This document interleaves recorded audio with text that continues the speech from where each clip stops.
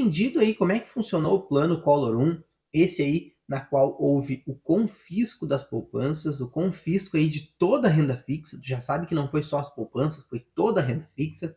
Tu deve estar te perguntando, tá, John, e aí? Qual a probabilidade de acontecer de novo? E olha, eu vou te ser bem sincero, para falar bem a verdade, baixíssima, mas baixíssima mesmo. E por quê? Por três motivos, servidor. Pensa comigo aqui e vamos contextualizar a situação. Motivo 1. A gente não tem um cenário de hiperinflação que justifique uma medida tão agressiva ou nada parecido com isso. Hoje em dia a inflação ela está por volta de 6% ao ano e não 300%, 1.500% no ano, como estava acontecendo lá no ano de 89, 90, que já vinha, na verdade, desde muito antes, desde 1980 ali, chamaram essa década de 1980 a 1989 de década perdida, porque realmente as finanças, a economia, realmente foi um fator bem complicado para o Brasil e para toda a América Latina como um todo, né?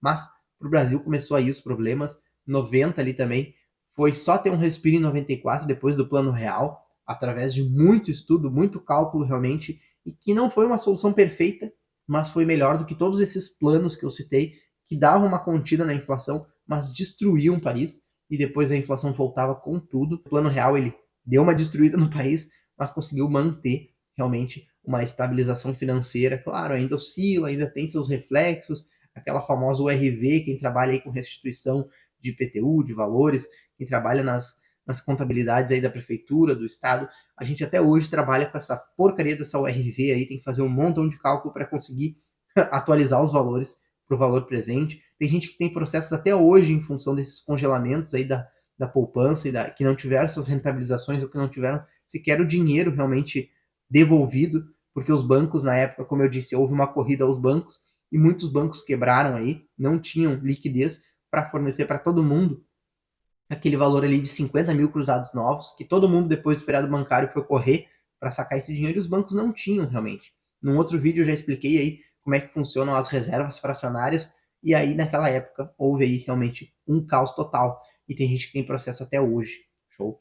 Então, realmente é baixíssima a possibilidade de haver um novo congelamento aí das poupanças, um novo congelamento da renda fixa, porque o primeiro motivo, não há uma hiperinflação que justifique algo parecido. Segundo motivo, depois desse plano Collor fracassado, diga-se de passagem, a Constituição ela foi emendada. E é assim que fala mesmo, beleza? Porque quando a gente altera a Constituição, a gente diz que houve uma emenda constitucional. Então ela foi emendada. E essa emenda foi a 32, lá em 2001. E olha a curiosidade, a Constituição é de 88. 98 fechou 10 anos. 99, 2000, 2001. Nós estávamos com 13 anos de Constituição Federal e ela já havia sofrido 31 emendas. Então percebam como essa Constituição ela já não era em 2001 a mesma de 1988. Em 2001 veio a emenda constitucional número 32, beleza? E o que essa emenda constitucional ela traz para a gente? Eu vou ler para ti.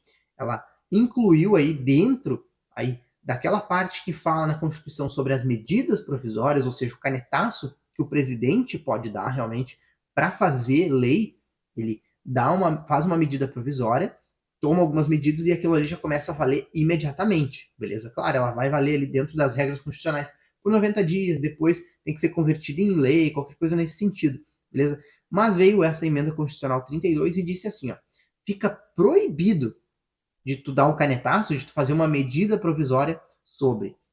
Aí vamos lá, vou ler para ti.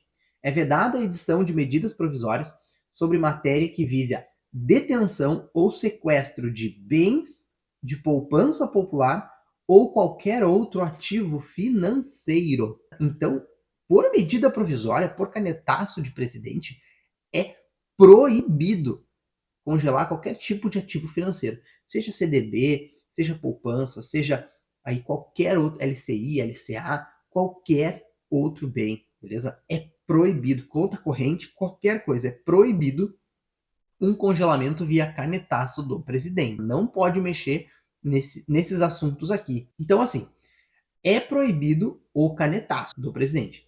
mas nada impede, não existe uma proibição constitucional, nenhuma proibição legal, de que uma lei venha e congele os bens. Mas o processo legal, realmente, para tu conseguir aprovar uma lei, que vai passar lá pelo Congresso Nacional, pela Câmara dos Deputados, pelo Senado Federal, normalmente, a gente hoje, com acesso à internet, realmente está tudo digitalizado, a gente tem um acesso muito mais rápido à informação. Então, se qualquer parlamentar aí propuser realmente uma lei, um PL que a gente chama, né, o projeto de lei, que trate sobre congelamento da poupança, congelamento de bens, legalmente pode uma lei que trate sobre esse assunto, só não pode por canetaço do presidente.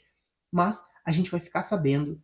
Isso demora para tramitar realmente, leva algumas semanas, alguns meses para conseguir aprovar uma lei desse tipo, às vezes pode levar anos para conseguir promulgar uma lei dessa.